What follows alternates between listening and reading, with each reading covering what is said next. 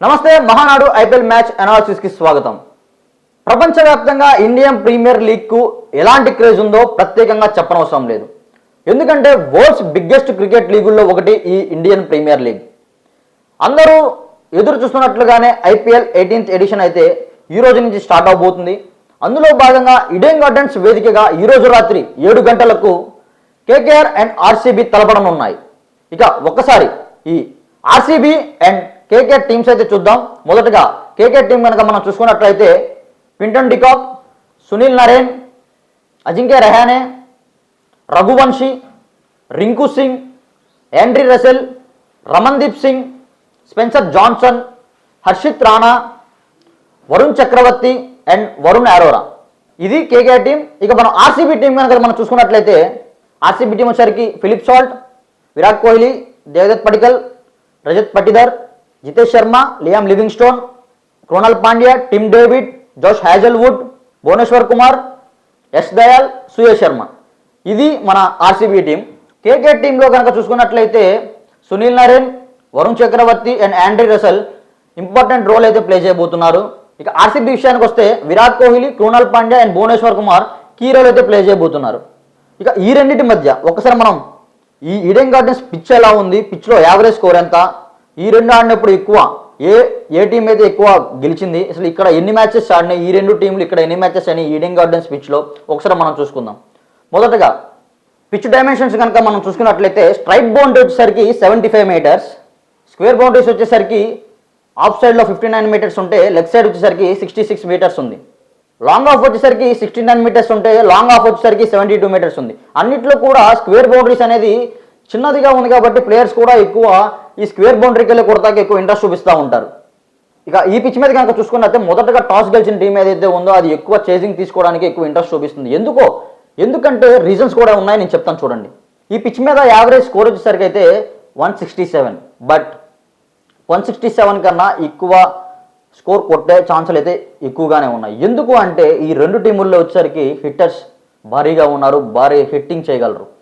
ఎవరైతే మొదట బ్యాటింగ్ చేయబోతున్నారో వాళ్ళు 190 నుంచి 200 స్కోర్ కొడితేనే వాళ్ళు డిఫెన్స్ చేసుకోవడానికి వాళ్ళకి విన్నింగ్ పర్సెంటేజ్ ఎక్కువ అవకాశాలు ఉన్నాయి. ఎందుకు అంటే ఈడెన్ గార్డెన్స్ వేదికగా మొత్తం 95 ఐపీఎల్ ఆడగా వీటిలో ఫస్ట్ బ్యాటింగ్ ఆడిన టీం వచ్చేసరికి 39 సార్లు గెలిచాయి. చేసింగ్ టీం వచ్చేసరికి అంటే సెకండ్ బ్యాటింగ్ చేసిన టీం వచ్చేసరికి 56 సార్లు గెలిచినాయి. చూసారుగా మొత్తం ఐపీఎల్ మ్యాచ్లు ఈడెన్ గార్డెన్స్ వేదికగా 95 జరగగా అందులో ఫస్ట్ బ్యాటింగ్ ఆడిన టీంలు 35 గెలిస్తే చేసింగ్ టీంలు వచ్చేసరికి 56 గెలిచినాయి. అంటే చూసారు విన్నింగ్ పర్సెంటేజ్ అనేది ఎక్కువ చేసింగ్ టీం. ఎవరైతే మొదటగా టాస్ గెలిచి చేసింగ్ తీసుకున్నారో చేసింగ్ తీసుకున్న టీంకే ఎక్కువ ఐపీఎల్లో కానీ ఐపీఎల్ హిస్టరీలో కానీ లేకపోతే ఈడెన్ గార్డెన్స్ హిస్టరీలో కానీ చేసింగ్ తీసుకున్న టీంకే ఎక్కువ విన్నింగ్ పర్సెంటేజ్ అయితే ఎక్కువ అవకాశాలు ఉన్నట్లు కనపడుతున్నాయి. ఇక ఈ ఈడెన్ గార్డెన్స్ వేదికగా మొత్తం కేకేఆర్ 88 మ్యాచ్లు ఆడగా అందులో 52 మ్యాచ్లు గెలిచింది. ఈ కేకేఆర్ ఈడెన్ గార్డెన్స్లో 52 సార్లు గెలిచింది, 36 సార్లు మాత్రమే ఓడిపోయింది. చూశారు కదా కేకేఆర్కి తన హోమ్ గ్రౌండ్లో విన్నింగ్ పర్సెంటేజ్ ఎంత ఎక్కువగా ఉందో మనకు కనపడుతుంది.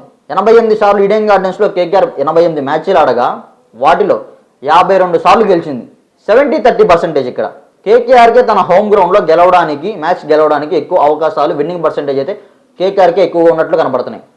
ఇక ఈ పిచ్ మీద హైయెస్ట్ స్కోర్ వచ్చేసరికి 2024లో కేకేఆర్ 261 కొట్టగా దానిని కింగ్స్ 11 పంజాబ్ ఛేదించింది. ఇక ఈ పిచ్ గురించి మాట్లాడుకున్నట్లయితే బౌండరీస్ చిన్నవిగా ఉంటాయి, అవుట్ఫీల్డ్ కూడా క్విక్గా ఉంటుంది, పేసర్స్కి అయితే ఇనిషియల్గా స్వింగ్తో పాటు మంచి మూవ్మెంట్ కూడా దొరుకుతుంది. ఇక ఈ పిచ్ మీద బ్యాట్స్మెన్స్, స్పిన్నర్స్ అండ్ పేసర్స్ కూడా మంచి ఇంపార్టెంట్ కీ రోల్ అయితే ప్లే చేయబోతున్నారు. ఇక ఈ పిచ్ మీద ఆర్సీబీ అండ్ కేకేఆర్ 13 సార్లు తలపడగా 5 సార్లు మాత్రమే ఇక్కడ ఆర్సీబీ గెలిచింది. అంటే 8 సార్లు కేకేఆర్ గెలిచింది. ఇక్కడ చూస్తారు కదా విన్నింగ్ పర్సెంటేజ్ కేకేఆర్కి తన హోమ్ గ్రౌండ్లో ఎంత ఎక్కువగా ఉందో మనం చూసుకోవచ్చు. ఇక ఫైనల్గా మనం చెప్పేది ఏంటంటే తన ఈడెన్ గార్డెన్స్ వేదికగా కేకేఆర్ ఆర్సీబీ తలబడుతుండగా ఎక్కువ విన్నింగ్ పర్సెంటేజెస్ అనేది ఎక్కువ కేకేఆర్కే ఎక్కువగా ఉన్నట్లు కనబడుతున్నాయి. మొదటగా ఇక్కడ ఉన్నటువంటి వాళ్ళ స్టాట్స్ కనుక చూసుకున్నట్లయితే అటు ఆర్సీబీ మీద కానీ లేకపోతే ఇటు పిచ్ మీద కానీ ఎక్కువ వీళ్ళకి ఆర్సీబీకి కేకేఆర్కి ఎక్కువ సపోర్ట్ ఉన్నట్టు కనబడుతుంది.